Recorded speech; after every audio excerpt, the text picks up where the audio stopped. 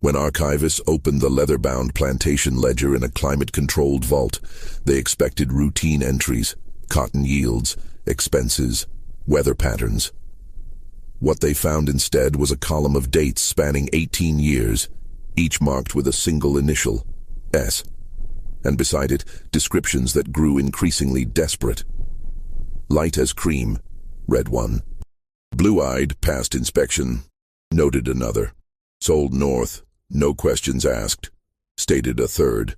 18 entries, 18 children. One woman's name appeared nowhere in the official records, but her shadow stretched across every page. The last entry, written in a different hand, shaking perhaps or hurried, read simply, "Burned it all. God forgive me." The question historians would spend decades trying to answer wasn't if these children existed. The plantation's financial records confirmed payments, travel arrangements, falsified documents. The question was, why did someone try so desperately to erase her from history, and why did they ultimately fail? The Hartley Plantation in Spotsylvania County, Virginia, sprawled across 1,200 acres of rolling Piedmont land, bisected by a sluggish creek that flooded every spring and dried to a trickle by August. The property had been in the Hartley family since 1768, when Robert's great-grandfather purchased it with money earned through shipping contracts during the colonial period. 3 generations had worked this land, each expanding operations, adding buildings, acquiring more workers to tend the tobacco fields that represented the family's primary income. By 1830, the plantation operated as a small village unto itself. The main house stood at the property's highest point, a 3-story Georgian structure with white columns and 12 rooms, surrounded by formal gardens that required constant maintenance. Behind it, the kitchen building stood separate to reduce fire risk, connected to the main house by a covered walkway. Further back were the smokehouse, the dairy, the laundry building, the weaving house, and the carpentry shop. Beyond these structures stretched 2 long rows of cabins, 20 in total, that housed the plantation's enslaved workforce. 214 people lived and worked on Hartley land in 1830. Of these, 12 were white. The Hartley family, the overseer and his wife, a tutor for the Hartley children, and several hired craftsmen who lived in quarters near the workshops. The remaining 202 were enslaved, ranging from infants to elderly individuals in their 70s, all categorized in the plantation ledgers by age, gender, skill, and assigned value. The system functioned with mechanical precision. Dawn bells rang at 4:30 during planting and harvest seasons, 5:30 otherwise. Field gangs assembled by 5:15, tools distributed, work assignments given. The day's labor continued until dusk, with a brief midday break for the noon meal.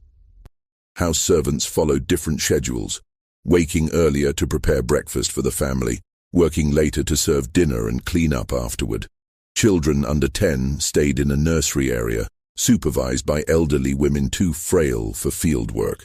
Those over 10 began learning trades or joining lighter work gangs, gradually building toward full adult labor by age 14. Robert Hartley III, called Young Robert until his father's stroke made him simply Robert, had been groomed for this inheritance since birth. His father, Robert II, believed in proper education for plantation management. Young Robert spent his childhood learning the basics: crop rotation, soil management, market timing, labor allocation. At 16, he was sent to Richmond to study law, not because the family expected him to practice, but because legal knowledge was essential for protecting property and navigating increasingly complex regulations around slavery, debt, and inheritance. Richmond in the 1820s was a city of contrasts.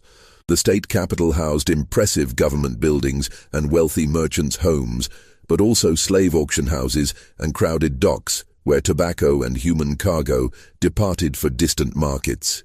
Young Robert lodged with his mother's cousin, a prosperous attorney, and attended classes at a private academy while apprenticing at a law office. He was meant to learn discipline, professional conduct, and the networks that would serve him when he returned to manage family affairs. Instead, he discovered gambling, drinking, and the city's less reputable establishments. His allowance, generous by plantation standards, evaporated in card games and horse races. He borrowed from classmates, then from merchants, then from professional moneylenders who charged ruinous interest. By his third year in Richmond, at age 21, he owed over $2,000 to various creditors, a sum that would take his father years to repay, even if tobacco prices remained strong. Robert II knew nothing of this. His son's letters home were cheerful and vague, mentioning studies and social engagements but never finances. The cousin who was supposed to supervise the young man was too busy with his own practice to notice, or perhaps too diplomatic to report the mounting problems. Robert II continued sending quarterly allowances and planning for his son's eventual return to take over plantation operations. Then, in February 1832, Robert II suffered a massive stroke while reviewing accounts in his study. The overseer found him slumped over his desk, the left side of his body paralyzed, unable to speak beyond garbled sounds.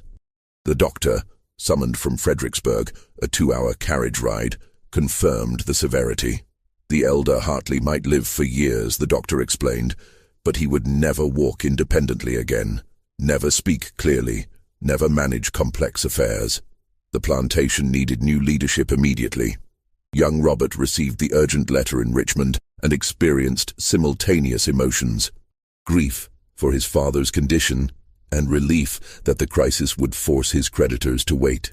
A son returning home to manage family affairs during emergency couldn't be dunned for debts, not immediately.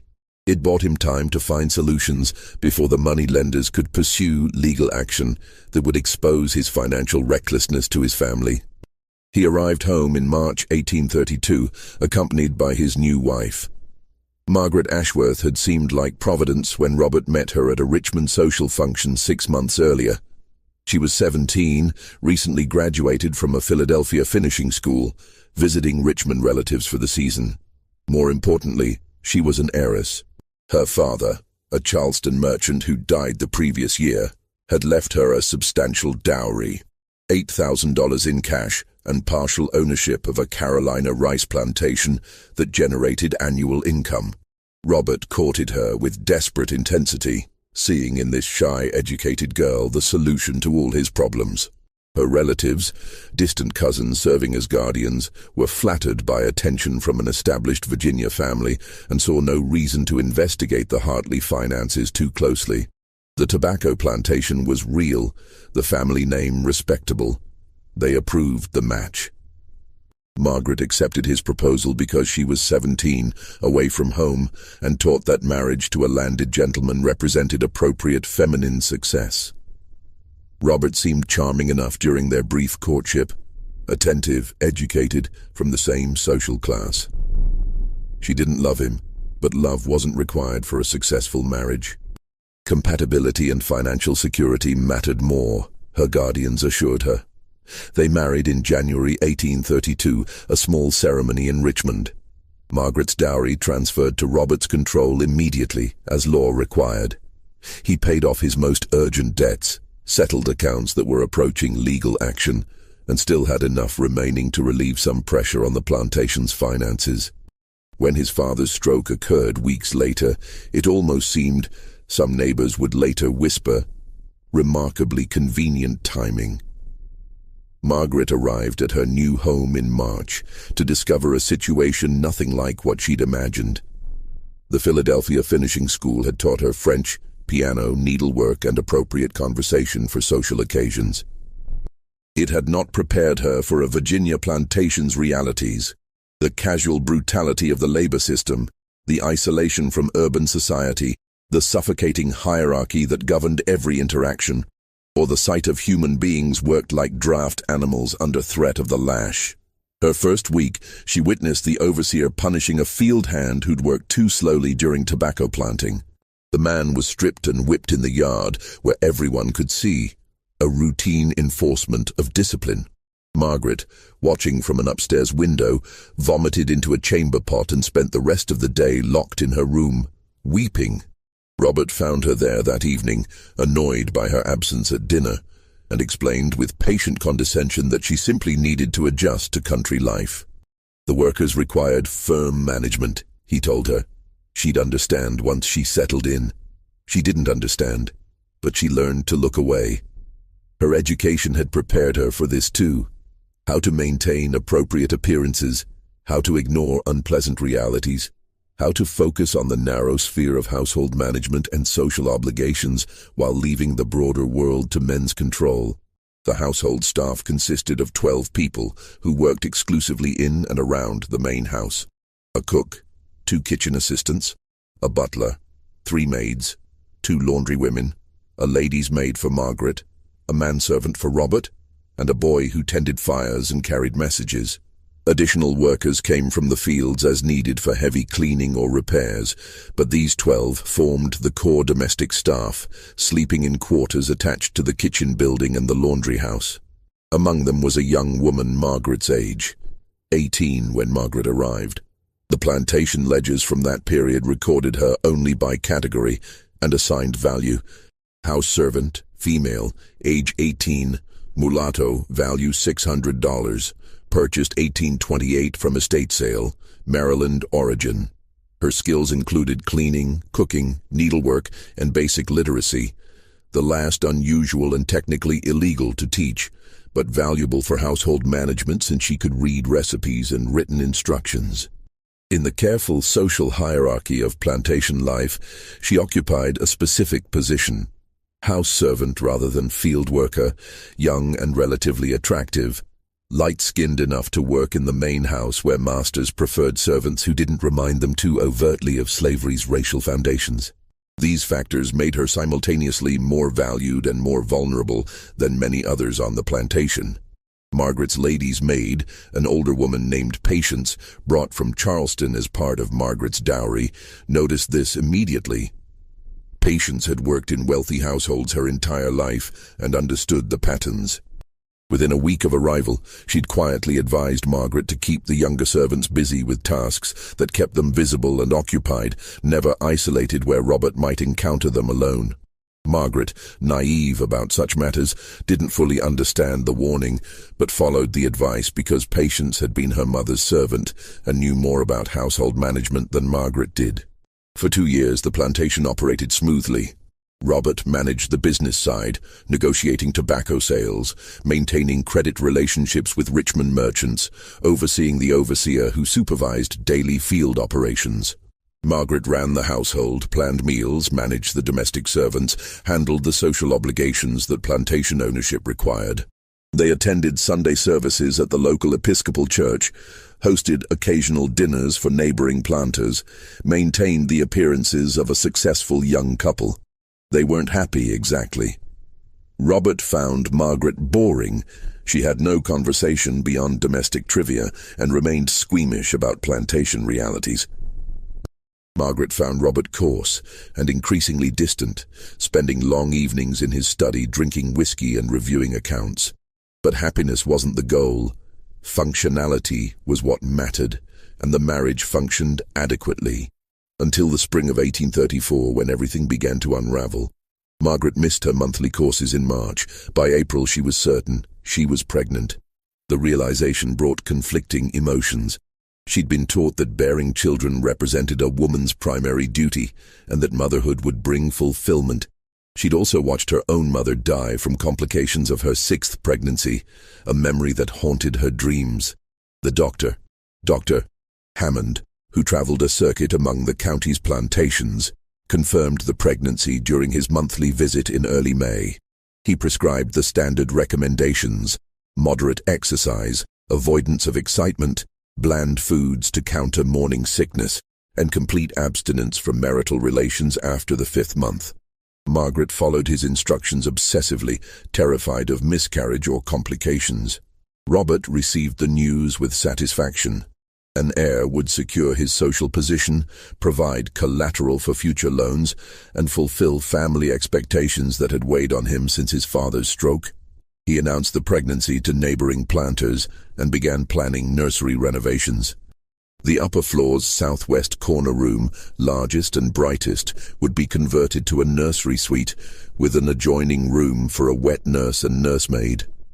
The household reorganized around Margaret's pregnancy. Her workload was reduced to almost nothing. Patients and 2 other maids attended her constantly, bringing meals to her room when morning sickness made her unable to face the dining room, helping her with the increasingly complex dressing procedures required by maternity fashion, reading to her during the long afternoon hours when she was forbidden from exertion. May passed peacefully. Margaret's morning sickness eased slightly, and she felt well enough to take short walks in the garden. June arrived hot and humid, as Virginia summers always were, and she retreated to her darkened bedroom where servants fanned her and brought cool drinks. Dr. Hammond visited mid-June and pronounced everything progressing normally. The baby was due in late December, a Christmas blessing. 3 days after Dr. Hammond's visit, Margaret woke at midnight with agonizing cramps. The bed was soaked with blood. She screamed for patients, who came running, took one look, and sent the manservant sprinting for the doctor. By the time Dr. Hammond arrived 2 hours later, Margaret was hemorrhaging dangerously, barely conscious from blood loss and shock. He worked through the night, doing what little medical science of the 1830s could do. Ergot preparations to encourage the uterus to contract, pressure to slow bleeding, prayer that her body would recover. The miscarriage completed itself by dawn, the barely formed fetus expelled along with dangerous amounts of blood. Margaret survived, but Dr. Hammond's prognosis was grim. He explained to Robert, Margaret was too sedated with laudanum to understand, that the miscarriage had caused severe internal damage. Scarring and tearing meant future pregnancies were unlikely, and if conception did occur, carrying to term was improbable. Attempting pregnancy again could kill her. He recommended they consider themselves fortunate she'd survived and accept childlessness as God's will. Robert listened to this explanation in his study, Dr. Hammond's voice sympathetic but clinical, and felt his world contract. No heir meant no security. His father, still alive but utterly incapacitated, would die eventually, and Robert would inherit everything. But without sons to pass property to, his position was precarious. Creditors knew childless men were poor risks for long-term loans. Business partners questioned whether someone without heirs would maintain property properly or might simply liquidate assets for immediate pleasure. Worse, the plantation's finances were deteriorating. Tobacco prices had dropped steadily for 3 years. The previous season's harvest had barely covered operating costs.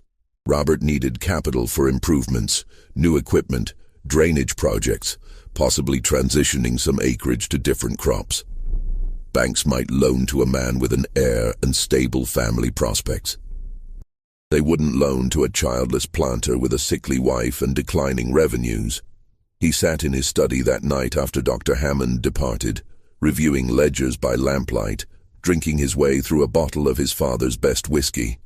The numbers didn't improve with alcohol, but the desperation became more manageable, transforming from panic into cold calculation. There had to be a solution. There was always a solution if you were willing to cross certain boundaries. Margaret recovered slowly, spending weeks in her darkened room, heavily dosed with laudanum for pain and anxiety. The medication became a habit, then a dependency. Even after the physical healing completed, she continued requesting the medicine for her nerves, and Dr. Hammond, believing emotional stability important for a woman who'd suffered such trauma, continued prescribing it. She began spending most of each day in a peaceful haze, reading novels, napping, occasionally venturing downstairs for meals, but mostly isolated in her rooms with patients as constant companion. Robert let her retreat into laudanum and isolation. A wife who stayed in her rooms made certain things easier. He'd noticed the young house servant months earlier, of course. You noticed attractive servants the way you noticed well-made furniture, as pleasant features of your environment. He'd had no particular designs on her. His father had taught him that reckless behavior with the household staff created unnecessary complications. Better to visit establishments in Fredericksburg when needs arose, keeping business and pleasure properly separated. But circumstances had changed. His wife was now an invalid, his financial situation was desperate, and he needed an heir by whatever means necessary. The solution that occurred to him, gradually at first, then with increasing clarity as he considered the implications, was both simple and monstrous. She was property. He owned her labor, her time, her body, in the same sense he owned livestock. More importantly, she had the right physical characteristics. Light skin, European features, the ancestry that produced children who might pass inspection if needed. If she bore his child, which biology made entirely possible, that child would likely look white enough to be placed into white society. No one questioned where orphanage babies came from. Childless families desperate for heirs didn't investigate too closely when presented with healthy infants of appropriate appearance. He could solve two problems simultaneously: his need for an heir and his financial pressures. Wealthy families paid well for babies they could present as adopted orphans, children to inherit their estates and carry forward their names. He wouldn't keep the children himself. That would be too risky, too complicated. But he could create them, ensure they had the right appearance, and find appropriate placements for substantial payments. It was reprehensible. It was also practical.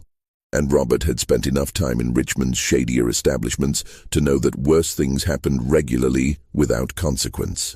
The trick was maintaining discretion and proper documentation.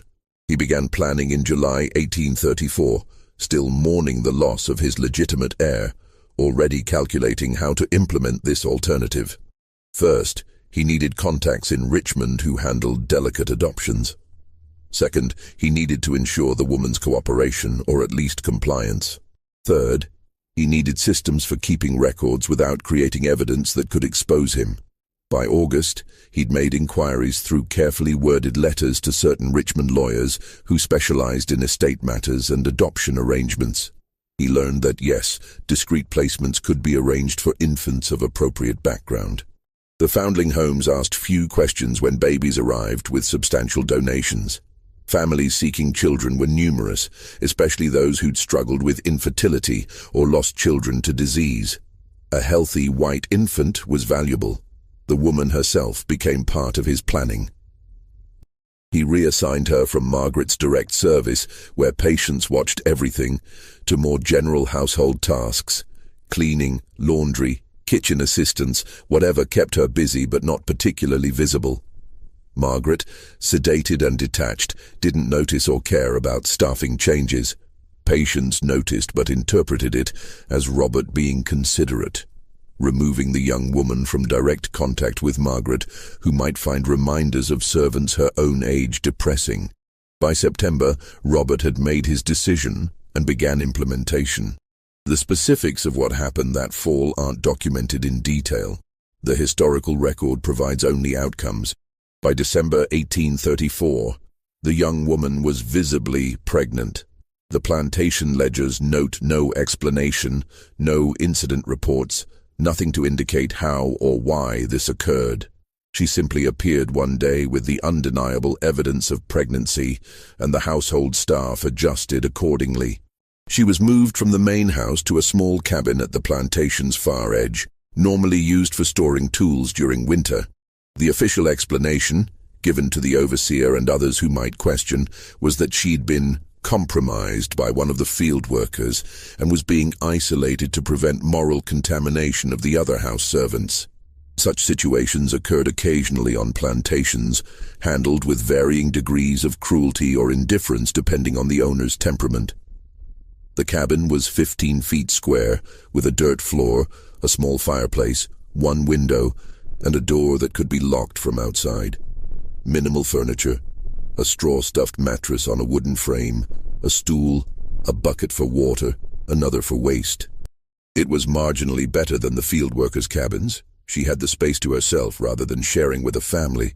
But it was isolation, imprisonment disguised as pregnancy accommodation. She lived there through the winter, attended occasionally by the plantation's midwife, brought meals twice daily by a woman from the kitchens who was forbidden to speak with her beyond necessary communication. No one visited otherwise.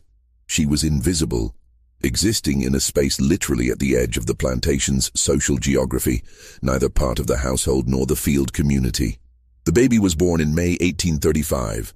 The midwife's name was Rachel, age 53, who'd been delivering babies on the plantation for 30 years. She'd brought 2 generations into the world, including Robert himself, though she never reminded him of this fact. Her position gave her marginal privileges, a private cabin, lighter work duties as she aged, some respect from the community she served. She used these privileges carefully, never overstepping, always aware that even her specialized skills didn't make her truly safe. When Robert summoned her to the isolated cabin in early May 1835, she knew immediately this wasn't an ordinary birth. The setup, the location, the secrecy, none of it followed normal patterns. She'd attended hundreds of births across all the various complications of plantation life, legitimate marriages, casual encounters, coerced situations, everything that happened when power was absolute and people were property. But this felt different. The labor lasted 14 hours.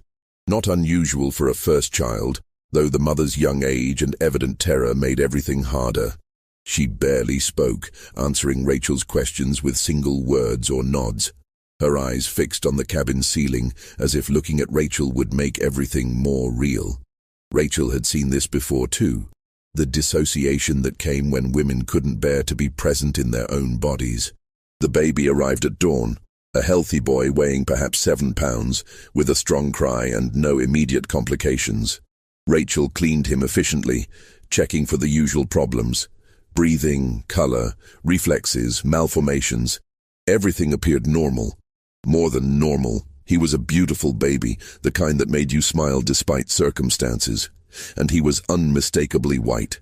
Light skin, thin features, hair that would probably lighten to brown or blonde. If you'd shown Rachel this baby in church and told her he belonged to any of the county's white families, she'd have believed you without question. That's when she understood exactly what was happening and what her role would be. She placed the baby in his mother's arms.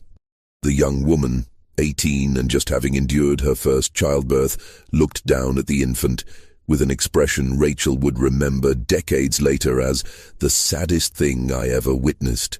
Not rejection, not even the complicated resentment that sometimes appeared in births that resulted from violence. Just profound, absolute sadness, as if she could see the future and knew exactly how this story would end. "He's healthy," Rachel said quietly, because someone needed to speak. "Strong. He'll do well." The woman said nothing, just held the baby for those first few minutes, studying his face like she was memorizing it. Rachel left them alone and went to report to Robert, who'd been waiting at the main house. She found him in his study, ledgers spread across his desk, pen in hand.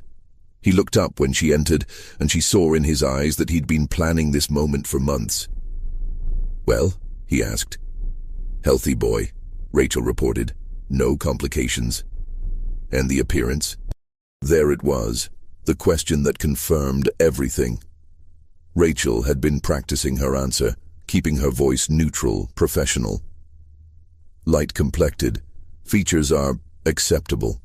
Robert smiled, genuine pleasure crossing his face. "Excellent. Bring him to the house tomorrow evening after dark. There's a gentleman arriving from Richmond who'll handle the arrangements." Rachel nodded and left without further questions, returning to the cabin where the young mother was nursing the baby for what Rachel suspected would be the first and last time. The next 3 days followed a pattern that would repeat 17 more times over the following years. The baby stayed with his mother, nursed when hungry, slept in her arms. She spoke to him constantly in those 72 hours. Rachel heard fragments when she came to check on them. Not baby talk, but real conversation, as if explaining the world to someone who could understand. Apologies mostly. Promises that she would have kept him if she could. Explanations about choices that weren't really choices. On the 4th day, Robert came personally, accompanied by a man Rachel had never seen before. Middle-aged, well-dressed in a Richmond style, carrying a leather satchel. They entered the cabin while Rachel waited outside, her back turned, trying not to hear. The woman screamed once, just once, a sound that cut off abruptly as if someone had physically silenced her. Then quiet voices. Robert's, calm and instructional. The stranger's businesslike. The woman's no longer audible. Rachel heard paper rustling, documents being reviewed, signed, then footsteps, and the stranger emerged carrying a bundle of blankets with the baby inside. He walked past Rachel without acknowledging her, heading toward a carriage waiting near the main house. Robert followed a moment later, pausing to speak to Rachel. She'll need a few days to recover. Continue attending her. Regular meals, basic care. She'll return to work within the week. Then he too left, and Rachel stood alone outside the cabin, listening to the absolute silence from within. She waited 10 minutes before entering. The young woman sat on the mattress, staring at her empty arms, tears streaming silently down her face. No sound, no sobbing, just tears and that terrible silence. Rachel sat beside her and did the only thing she could. She waited, present but not intrusive, until the tears eventually stopped and the woman lay down, curling into herself, still silent. Rachel stayed until dark, then returned to her own cabin, where she lit a candle and began writing in the diary she'd kept secretly for years, hidden under a floorboard and written in the careful hand she'd taught herself late in life. The entry for May 6, 1835 was brief. Delivered a boy. Healthy. They took him. God witness what I've seen. The woman returned to work within a week, reassigned to the laundry house, where heavy physical labor would rebuild her strength. She moved mechanically through tasks, speaking only when necessary, eating little, sleeping poorly based on the reports Rachel heard from others. The household staff knew, of course. You couldn't hide pregnancy and sudden childlessness from people who lived in close quarters, but no one spoke about it directly. Such conversations were dangerous. Margaret, sedated in her upstairs rooms, knew nothing, or if she suspected, the laudanum made it easy not to think about uncomfortable possibilities. The baby appeared in the Richmond Foundling Home's records that same week. Male infant, approximately 4 days old, healthy, left with substantial donation from anonymous benefactor. The home's director, a practical woman who managed on perpetually inadequate funding, asked no questions about the baby's origins. Anonymous donations were common enough, and this one came with $50, 6 months of operating costs for the home. The baby stayed at the Foundling home exactly 3 weeks. In early June, a prosperous merchant family, the Harrisons, visited looking to adopt. They'd been married 15 years without children, owned a successful dry goods business, and wanted a son to eventually inherit. The Foundling home director showed them several infants, but the Harrisons were immediately drawn to the newest arrival. He was perfect, healthy, beautiful, unmistakably white, young enough to bond completely with adoptive parents. The adoption was finalized within days. Papers were signed, fees paid, and the baby departed to his new life as Thomas Harrison, beloved son of Edward and Catherine Harrison of Richmond, Virginia. He would grow up in comfort, receive excellent education, eventually inherit his father's business, marry well, and father 4 children of his own. He would die in 1897 at age 62, a respected member of Richmond society, never knowing anything about his birth beyond what his parents told him, that he'd been a foundling, chosen specially by parents who wanted him desperately. Back at the Hartley plantation, life returned to its normal rhythms. The woman worked in the laundry house, hauling water and scrubbing clothes in huge copper kettles, the physical labor demanding enough to exhaust her into dreamless sleep each night. Robert reviewed his accounts and confirmed the arrangement had worked perfectly. The Richmond intermediary had charged 20% commission, but even after expenses, Robert had netted over $200, more than a year's profit from tobacco at current market rates. More importantly, he'd proven the concept. It could work. It had worked, and nothing prevented him from repeating it. By September 1835, the woman was pregnant again. The second pregnancy confirmed Robert's system was viable. This time there was no pretense about field workers or moral failing. The household staff understood exactly what was happening. The woman was isolated again, attended by Rachel, and kept away from areas where Margaret or visitors might see her. Robert refined his procedures with each cycle. He established regular contact with 3 different Richmond intermediaries, rotating among them to avoid establishing too clear a pattern with any single one. He learned which foundling homes asked the fewest questions and which families were most likely to adopt quickly without investigation. He developed documentation systems that tracked each child's characteristics, placement location, and payment received, while never explicitly stating what the entries actually meant. The ledger became his private record, kept locked in his study's concealed drawer, never shown to anyone else. Each entry followed the same format. Date of birth, physical description using coded language, excellent, satisfactory, requires careful placement. Location, Richmond, Norfolk, Petersburg, occasionally more distant cities, and a notation that corresponded to financial entries elsewhere in the plantation accounts. The second child, a boy born March 1836, went to a Norfolk family desperate for an heir after 3 daughters. The third, a girl, January 1837, was placed with a Petersburg couple who'd lost their only child to yellow fever. The fourth, another boy, October 1837, went to a Richmond widow who wanted to ensure her late husband's property stayed in the family. Each placement brought between $150 and $300, sometimes more if the family was particularly wealthy and desperate. By the time the 5th child was born in August 1838, Robert's financial situation had stabilized completely. The payments from child placements generated more reliable income than tobacco, required no overhead beyond what he was already spending on the woman's maintenance, and operated entirely off the books where creditors and tax collectors couldn't touch it.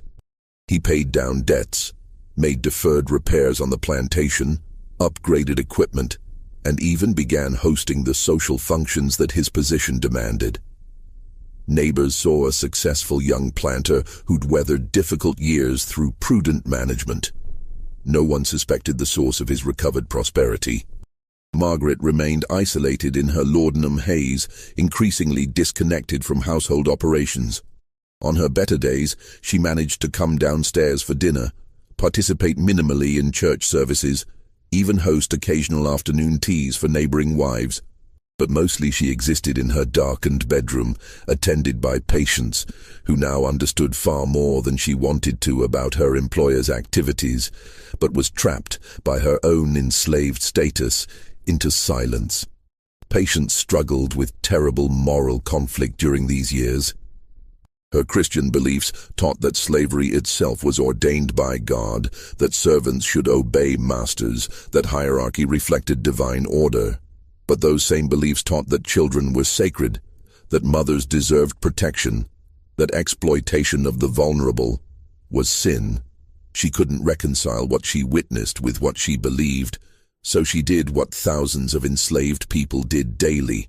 She survived by fragmenting her conscience, finding ways to live with contradictions that might otherwise destroy her sanity. She was kind to the young woman on the rare occasions their paths crossed, offering small gestures, extra food, a sympathetic look, once even a whispered "God sees your suffering," that were all she dared risk. She prayed constantly, begging forgiveness for her complicity, asking God to intervene, knowing he wouldn't because he never did in situations like this.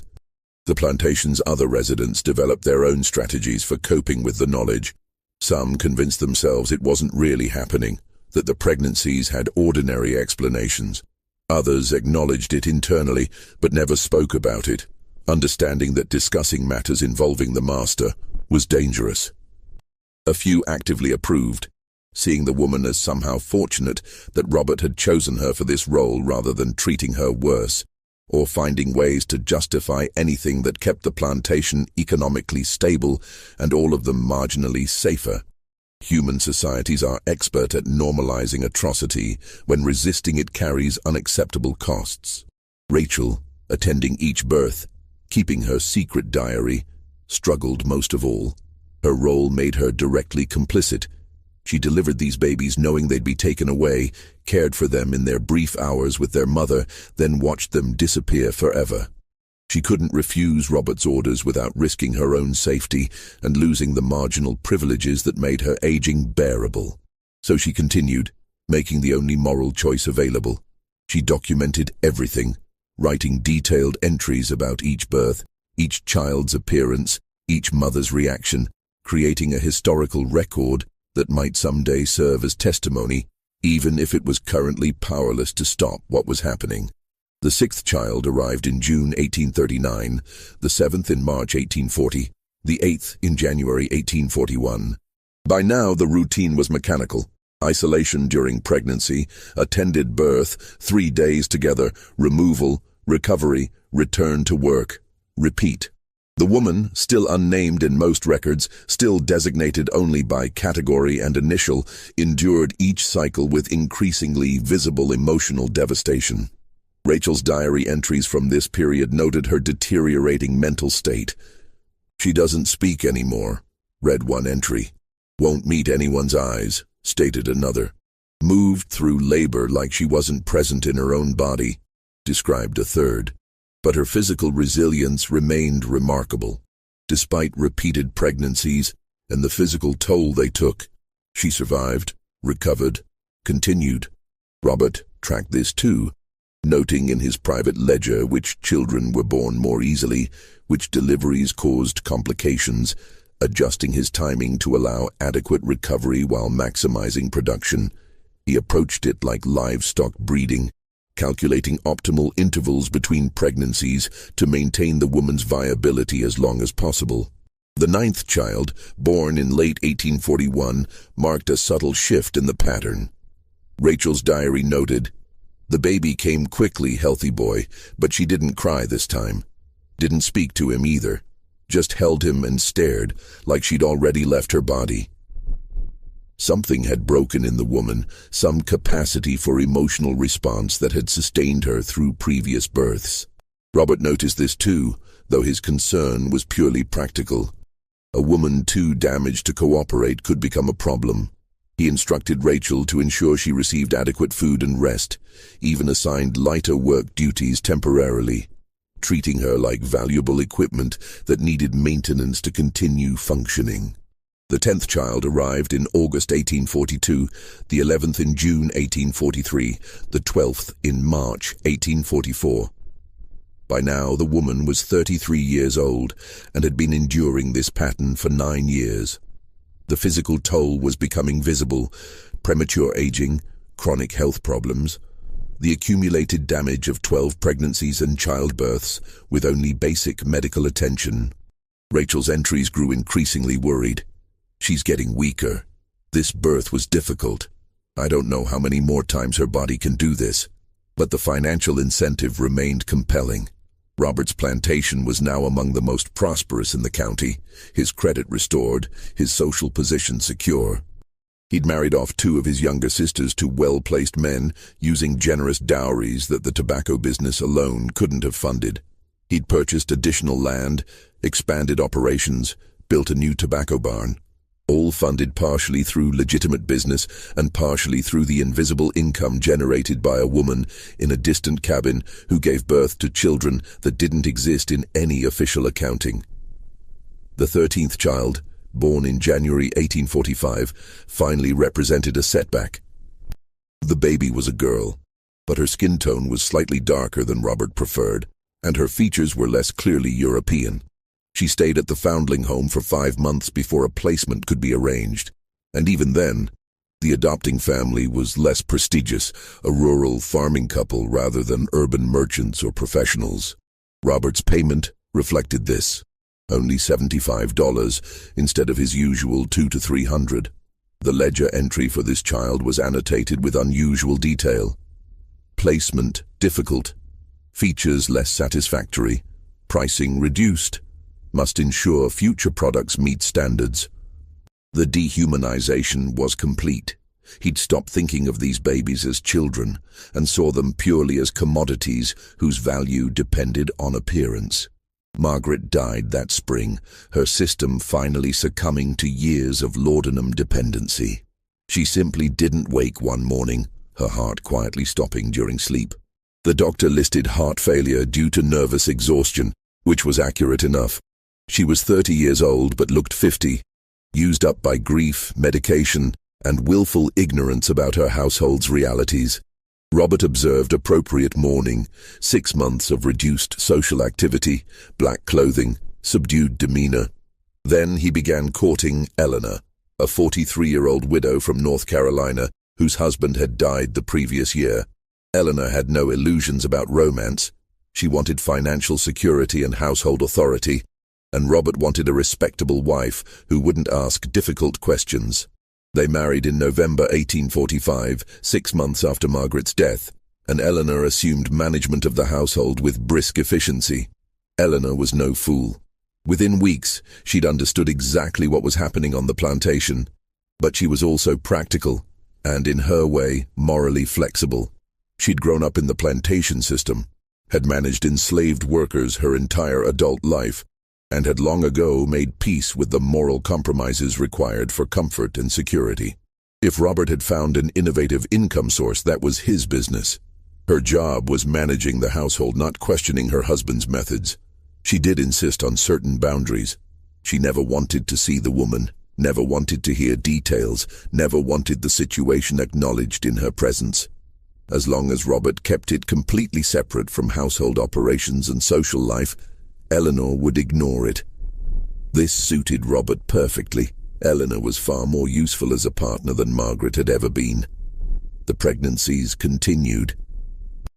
The 14th child in September 1846, the 15th in July 1847, the 16th in May 1848.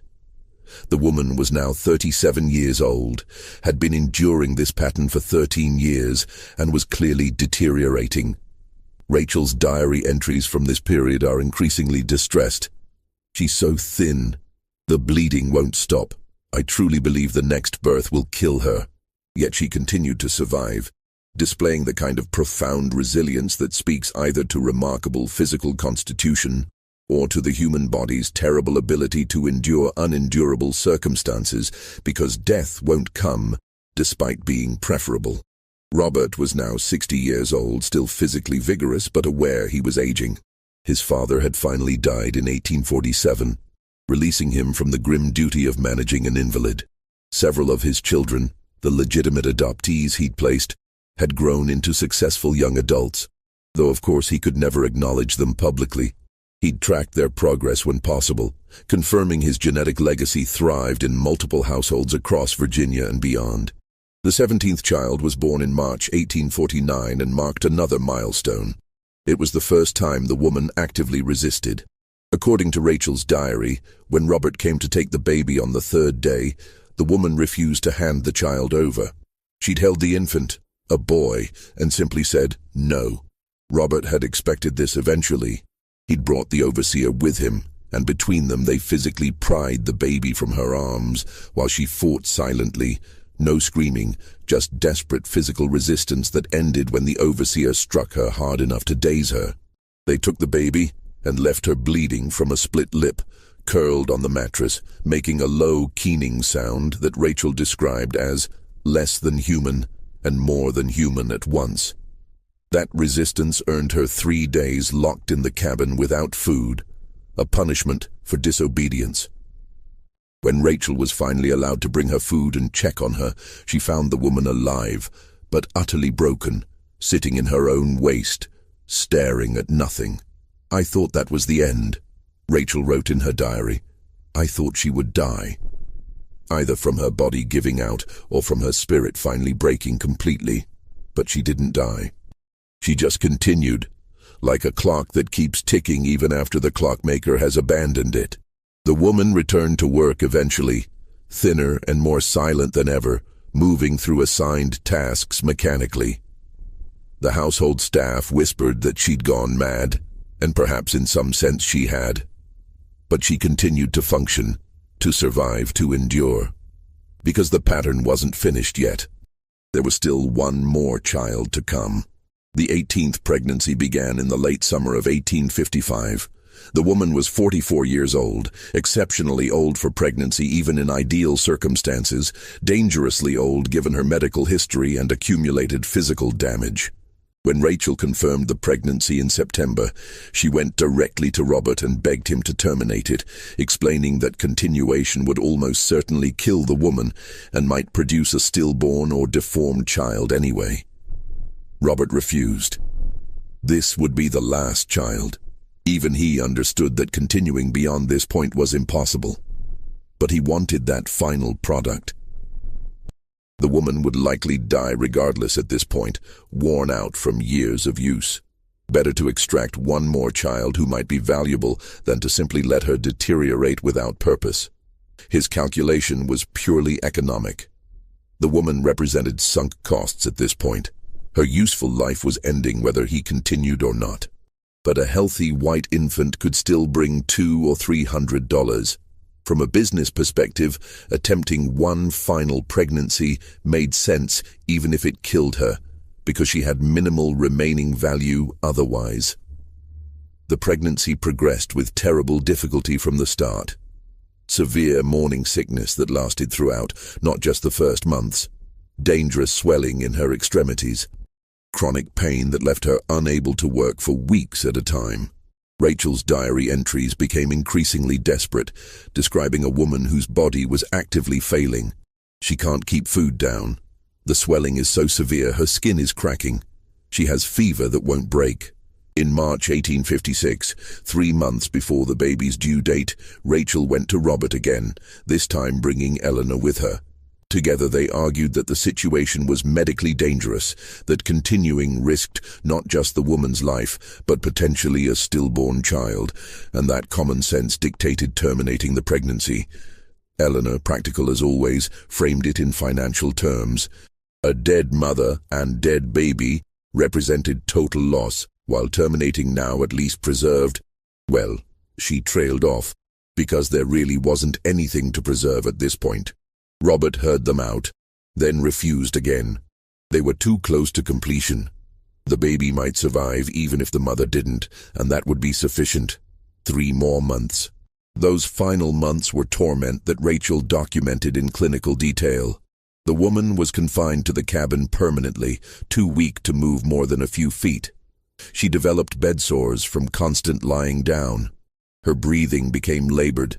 The baby inside her continued to grow, draining what little resources her body had remaining. In late May, the woman went into early labor. The baby was coming 6 weeks premature, not ideal but possibly viable if delivery went smoothly. Rachel moved into the cabin, preparing for what she knew would be the most difficult birth she'd ever attended. The labor lasted 42 hours. This wasn't medical necessity. The baby was small enough and positioned correctly. It was simply that the woman's body had been so damaged by 18 pregnancies that it could barely perform the basic functions of childbirth. Contractions were weak and irregular. Hours passed between meaningful progress. The woman drifted in and out of consciousness, too exhausted to push effectively. Her body attempting to complete a process it no longer had strength for. Rachel stayed throughout, doing everything she could with her limited tools and knowledge. She gave herbs to strengthen contractions, applied pressure to guide the baby, talked constantly to keep the woman conscious and focused. She sent for help. 2 other women experienced with childbirth came to assist, bringing clean cloths and water and extra hands. The baby finally came at dawn on June 4, 1856. A girl, tiny but alive, weighing perhaps 4 pounds. Her cry was weak but present. Rachel worked frantically to clear her airways, warm her, stimulate breathing. The baby lived, barely, but she lived. Behind her, the mother was dying, hemorrhaging severely, unable to deliver the afterbirth. Her body simply giving up after 18 births and 42 hours of final labor. Rachel turned from the baby to try to save the mother, but there was nothing to be done. The bleeding was too severe, internal damage too extensive. The woman died within 20 minutes of her daughter's birth, never having held the baby, never having spoken a final word. simply bleeding out on a straw mattress in a cabin at the edge of a plantation in Virginia. Rachel held the tiny baby and looked at the dead mother and experienced something like despair. 18 children, 18 births attended, 18 babies taken away. And now this. The mother dead, an infant so premature she might not survive the week.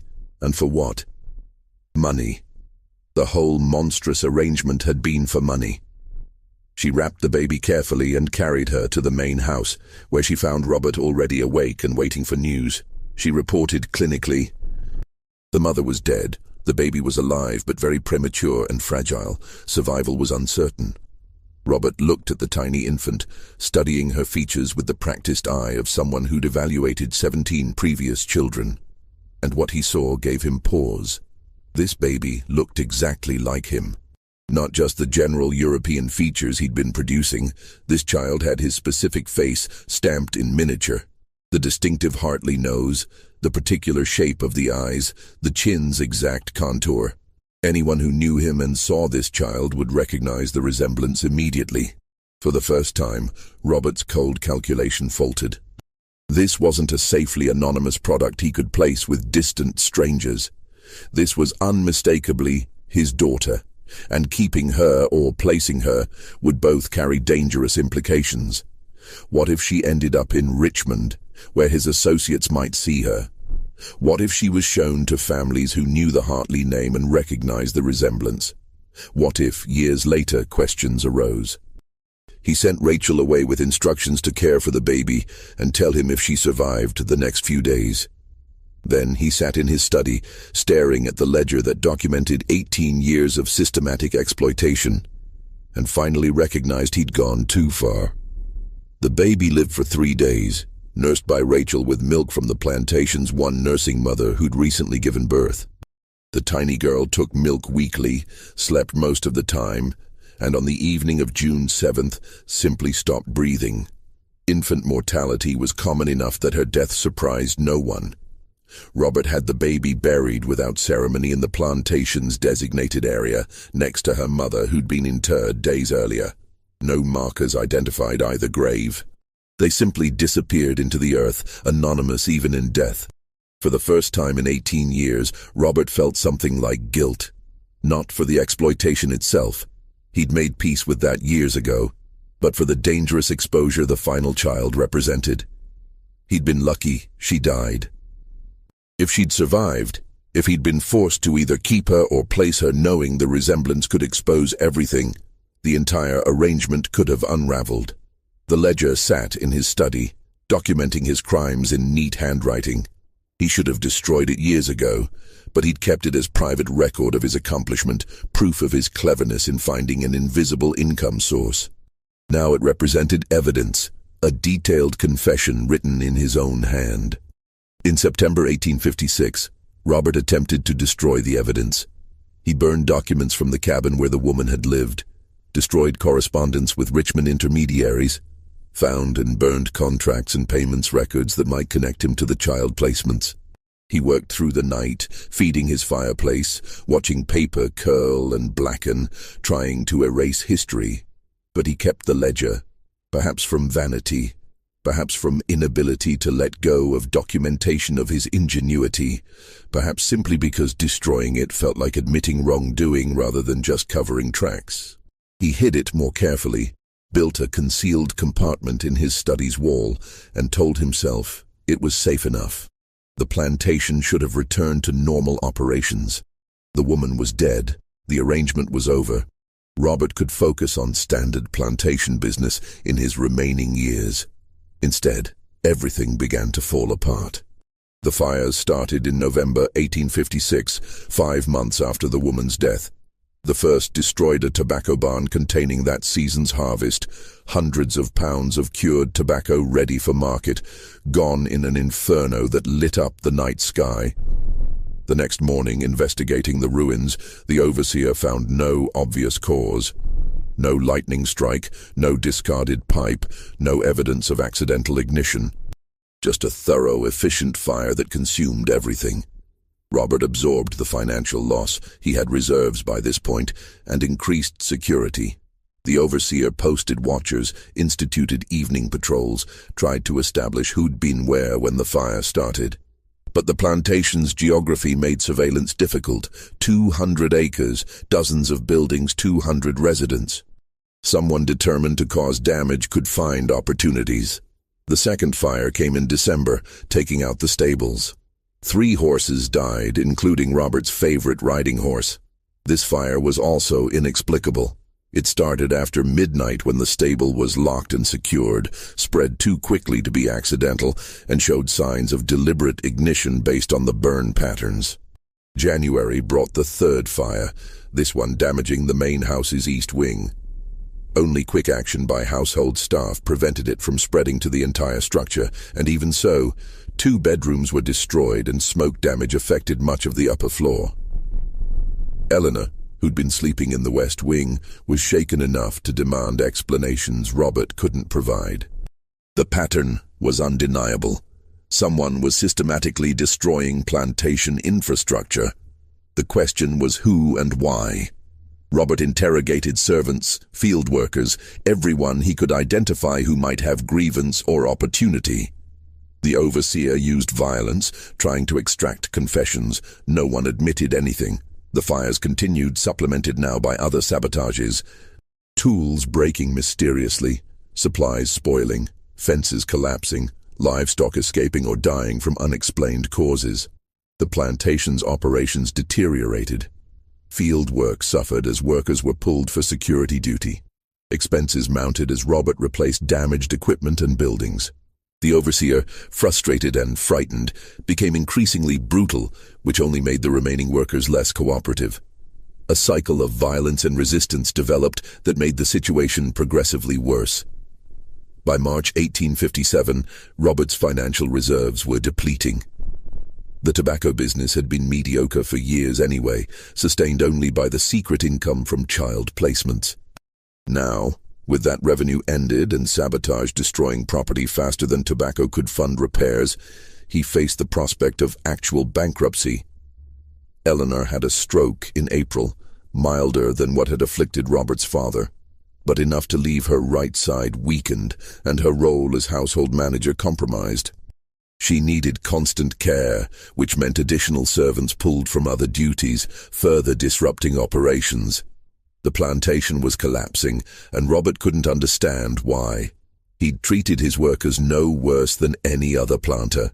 Yes, he'd used one woman for his purposes, but that was hardly unusual. Such arrangements occurred on plantations throughout the South. Why was his workforce now in open, if undeclared, rebellion? What Robert didn't understand, what he couldn't understand from his position of absolute power, was that the woman in the distant cabin had been visible to her community in ways he'd never noticed. The other enslaved people had known her before her years of isolation. They'd watched 18 pregnancies. They'd known when babies disappeared. They'd understood exactly what was happening and had been powerless to stop it while she lived. But now she was dead, and the covenant that bound them to compliance, the desperate hope that cooperation might bring marginal safety, had dissolved. Robert had demonstrated that cooperation meant nothing. Compliance guaranteed nothing. She'd given him 18 children and died for the effort, receiving no protection, no mercy, nothing but exploitation until her body finally failed. If cooperation brought no safety, then why cooperate? The fires, the sabotages, the small resistances, these weren't organized rebellion in any formal sense. There was no conspiracy, no planning meetings, no identified leadership. Instead, it was spontaneous, distributed resistance. Individuals and small groups independently deciding they'd reached limits and beginning to push back in whatever ways they could, without obvious exposure. A fire here, a broken tool there, livestock accidentally released, supplies carelessly allowed to spoil. None of it traceable to specific individuals, all of it adding up to systematic destruction of the plantation's operational capacity. Robert tried everything to restore order. He increased punishments, offered rewards for information, made speeches about shared interests and appropriate behavior. Nothing worked. The plantation's workforce had collectively, silently decided that his authority no longer held force, and there was nothing he could do to restore it without violence so extreme it would destroy the labor force he needed. In June 1857, Eleanor died, officially from complications of her stroke, though timing suggested possibly more sinister causes. Unexplained deaths occurred on plantations. Poisons were available to those who worked in kitchens and new plants. Proving cause of death was nearly impossible with 1850s medical knowledge. Eleanor simply weakened over several days and died, and the doctor saw nothing definitively suspicious, even if he had private suspicions. Robert was alone now, 61 years old, managing a collapsing operation, increasingly paranoid and isolated. His father was dead. Both wives were dead. He had no acknowledged children, and the plantation that represented 3 generations of family legacy was disintegrating around him. He spent more and more time in his study, drinking heavily, reviewing ledgers that documented his various failures and crimes. The secret ledger came out of its hiding place, and he spent long nights reading through 18 years of entries, 18 children's brief existence documented in business-like notation. What had he accomplished? Financial security that was now evaporating.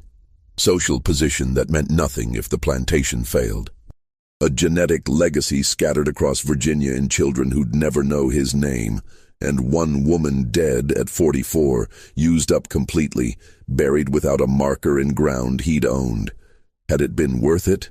The question haunted him in those long night hours. By any practical calculation, yes. He'd generated substantial income, weathered financial crisis, maintained his position. But something about the final child's death, or the woman's silent endurance through 18 births, or perhaps just the accumulation of consequences now destroying everything he'd built, made him question whether cleverness and success were the same thing. The final ledger entry was written in September 1857 during one of these drinking sessions. His handwriting, normally precise, shook across the page. Burned it all. God forgive me. He had tried to burn the evidence, though incompletely. He destroyed the cabin where everything had happened, watching it burn and feeling something like catharsis. He'd found and burned other documents, letters, records. But he kept the ledger, unable to destroy the final testimony to what he'd accomplished. The plantation records show increasing disorder through September 1857. Entries became erratic. Calculations didn't balance. Paranoid notes appeared in margins. Robert was deteriorating mentally, his world collapsing, his certainties dissolved. He died on October 15, 1857, found at his desk by the manservant who brought morning coffee. Heart failure, the doctor ruled, which was true in the medical sense. His heart had stopped. Whether from natural causes, poison, or simply the body giving up under stress and alcohol abuse, no autopsy was performed to determine. Robert was buried in the family plot with appropriate ceremony, eulogized as a respected planter who'd maintained family legacy through difficult times. The minister who delivered the eulogy was the same man who'd visited the woman in her cabin years earlier and witnessed her suffering. He spoke about Robert's life, his accomplishments, his standing in the community. He did not mention that every word tasted like ash in his mouth. The plantation passed to a distant cousin, who arrived to find operations in complete chaos. 60 of the 200 enslaved workers had already escaped, taking advantage of the disorder to flee north.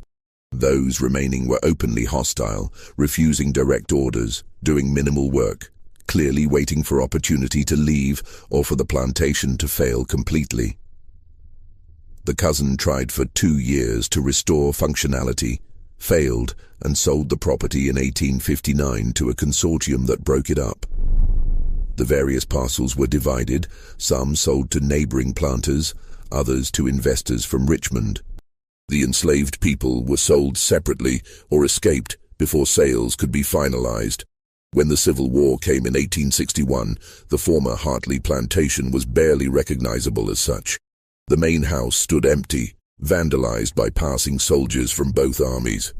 The fields had gone fallow, overtaken by weeds. The cabins where 200 people had lived were collapsing, roofs fallen in, walls rotting.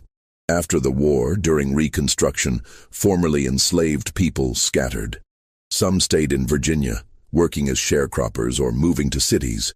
Others headed north to Philadelphia, New York, Boston, anywhere that offered possibility of new lives. They carried their memories with them, stories about the places they'd been enslaved. But many of those stories died with them, never written down, never formally preserved. Rachel ended up in Philadelphia, working at a colored hospital that served freed people. She was in her 70s by then, her midwifery years behind her. But she had experience with illness and dying, which was valuable in the chaotic post-war years when thousands of freed people were flooding north, many sick or injured or traumatized. It was in Philadelphia in 1889, approaching 85 and knowing she was dying, that Rachel finally decided her diary needed to become public testimony. She'd kept it secret for 40 years, hidden and private, documentation of horror she'd witnessed but couldn't prevent. Now, with her life ending and slavery itself officially abolished, she sent the diary to an abolitionist newspaper that still published. The paper ran excerpts over 3 issues in the fall of 1889. The response was mixed. Some readers were horrified, demanding investigations. Others dismissed it as exaggerated or falsified anti-Southern propaganda. A few argued that, even if true, it described practices that were now illegal and thus irrelevant to current conditions. The minister who'd known the Hartley Plantation also published his memoirs in the 1890s, including careful descriptions of what he'd witnessed there. He was vaguer than Rachel. He'd seen less and understood less, but his testimony corroborated key elements of her account. Academic historians began investigating in the early 1900s, cross-referencing Rachel's diary with plantation records, church documents, county records, foundling home logs. The pattern emerged gradually: 18 children, 1 woman, systematic exploitation over nearly 20 years. The Hartley Plantation ledger surfaced in 1931, discovered in an estate collection being processed by a university archive. The graduate student who found it recognized immediately that the coded entries corresponded to Rachel's descriptions. Combined documentation finally proved definitively what had happened. The dates matched, the numbers aligned, the system Rachel had described was confirmed by Robert's own meticulous records. Genealogical research began in earnest in the 1940s, trying to trace the 18 children. 12 were identified through various records.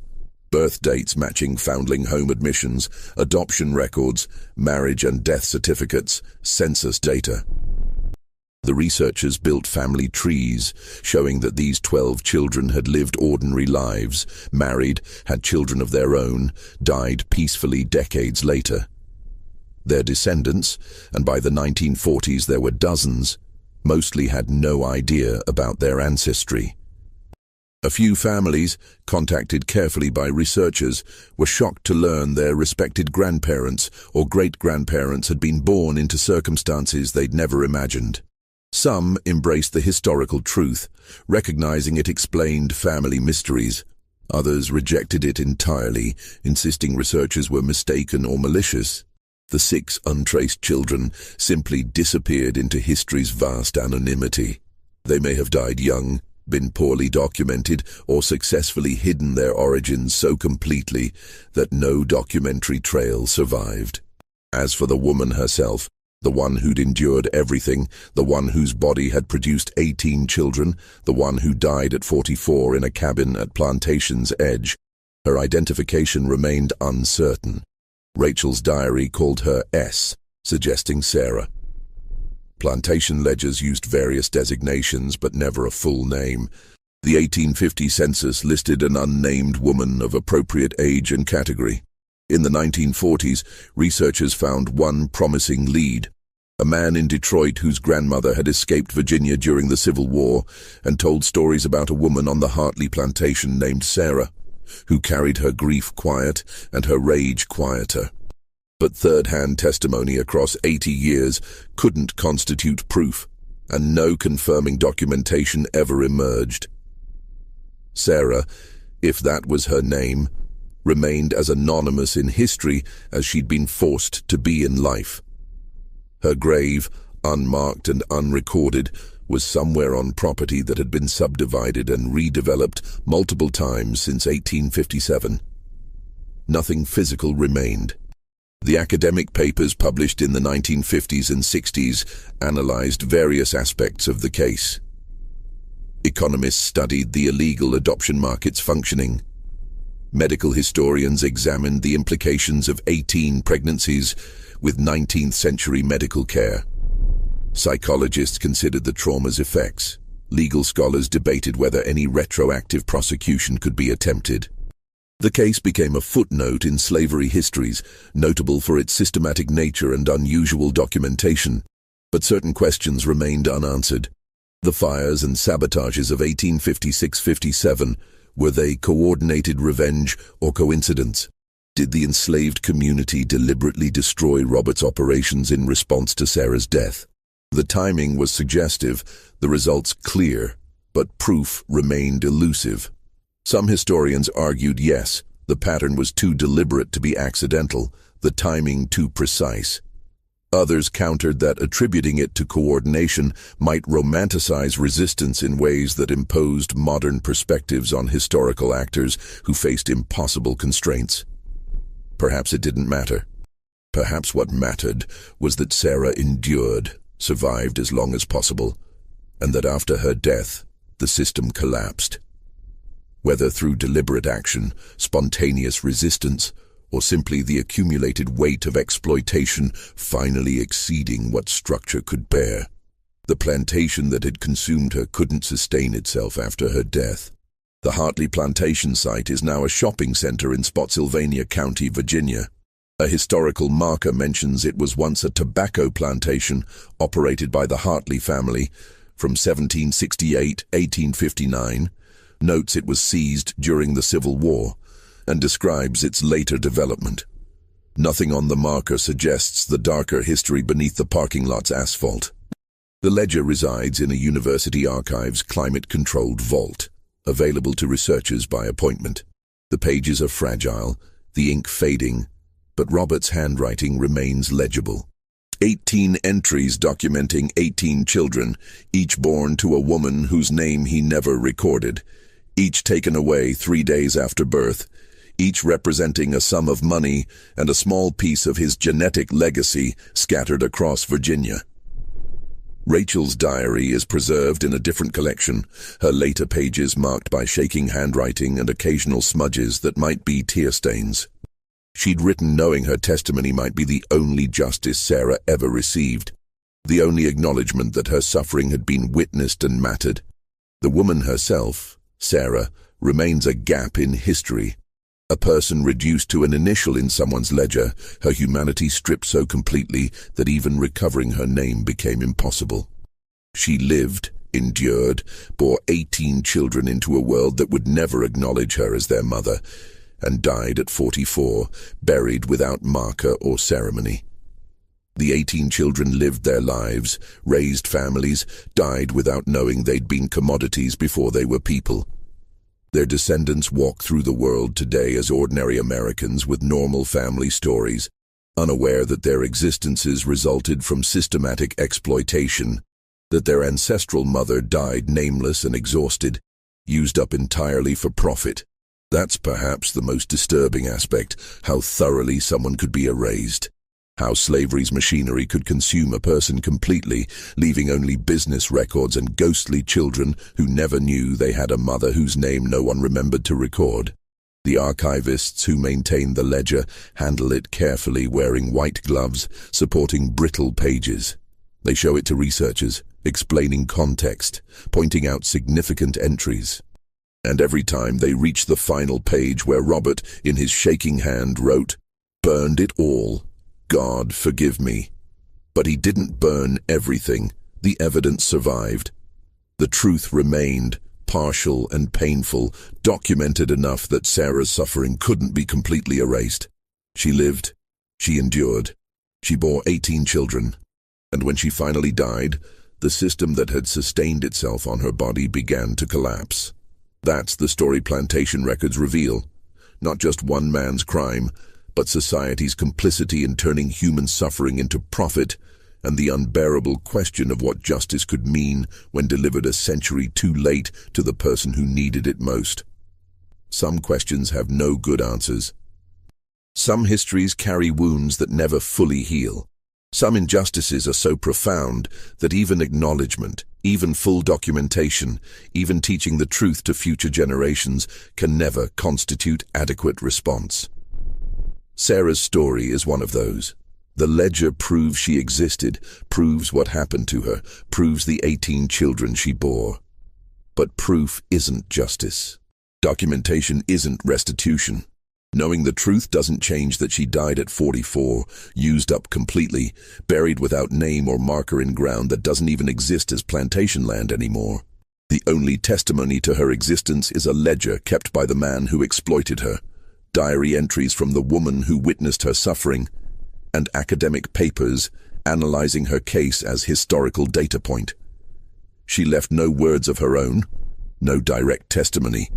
Nothing but the biological legacy of children who never knew her and the negative space where her humanity should have been recorded. History is full of such absences, people whose lives mattered profoundly, but whose names and stories disappeared because the systems that oppressed them controlled the records.